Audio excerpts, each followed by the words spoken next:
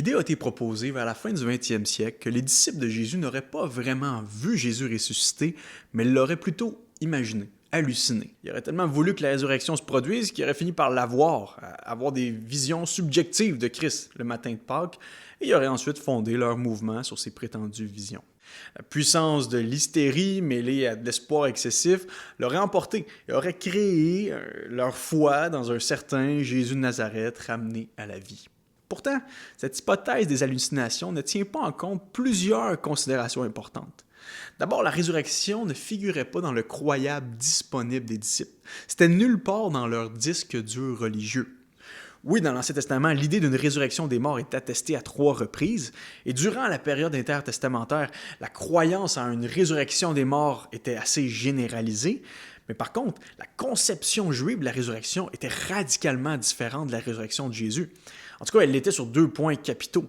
La résurrection des morts devait être un événement qui prendrait place à la fin du monde, avant le jugement final pour les Juifs.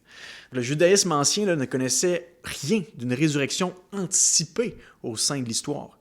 Et deuxièmement, cette résurrection était universelle. Elle ne concernait jamais un seul individu isolé. L'idée qu'un être humain isolé des autres revienne de la mort à la vie au sein même de l'histoire alors que tout le reste de l'humanité demeure soumis à la mortalité, à la finitude, est complètement inconnue du judaïsme du Second Temple.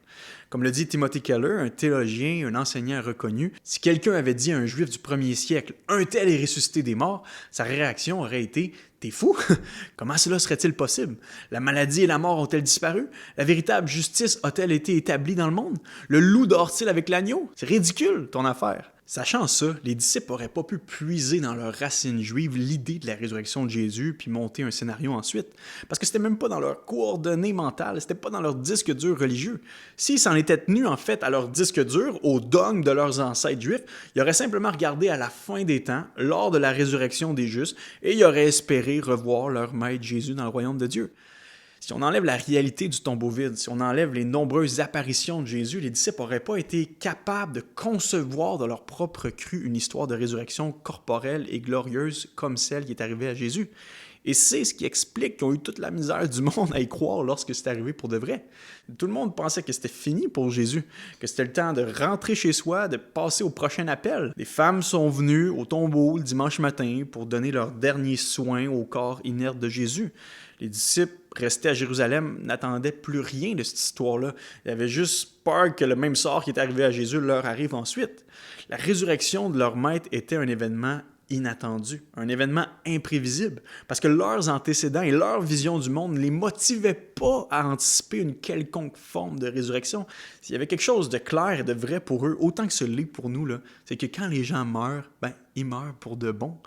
On pense parfois que leur pensée était tellement primitive, qu'ils étaient tellement naïfs et crédules. Maintenant, nous, les postmodernes, on sait que grâce à la science, les morts ne ressuscitent pas.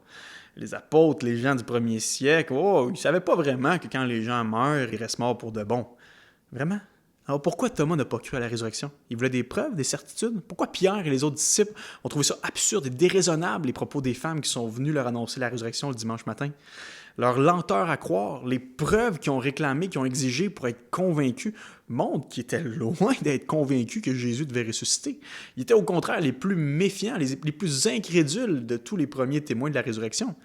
Mais Dieu est venu changer leurs coordonnées mentales, leur disque dur spirituel en un seul instant lorsqu'ils ont vu Jésus face à face. Et boum, leurs yeux se sont ouverts sur la personne de Jésus, sur les Écritures de l'Ancien Testament. Ils ont fait les liens, ils ont connecté les ponts.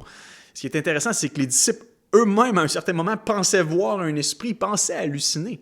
Les 2 fois où Jésus est apparu à ses disciples dans la chambre haute, Jésus a dû leur montrer ses mains percées, son côté percé. « Voyez mes mains et mes pieds. C'est bien moi, il leur a dit. Touchez-moi et voyez un esprit n'a ni chair ni os, comme vous voyez que j'ai. » Plus tard, quand il est apparu près de la mer de Tibériade, il va s'asseoir avec ses disciples, il va déjeuner avec eux.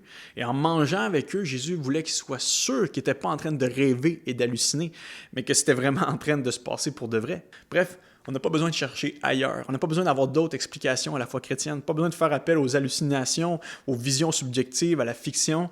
Seulement de croire que les choses se sont passées telles que les témoins oculaires nous l'ont raconté, dans toute la simplicité et la beauté de la résurrection. Les disciples n'ont pas suspendu leur conscience, ils n'ont pas suspendu leur intelligence pour prêcher la résurrection. Ils ont vu le ressuscité et ils ont ensuite annoncé cette bonne nouvelle du pardon des péchés au reste du monde, à un tel point que cette bonne nouvelle est parvenue jusqu'à nous aujourd'hui, jusqu'à vous.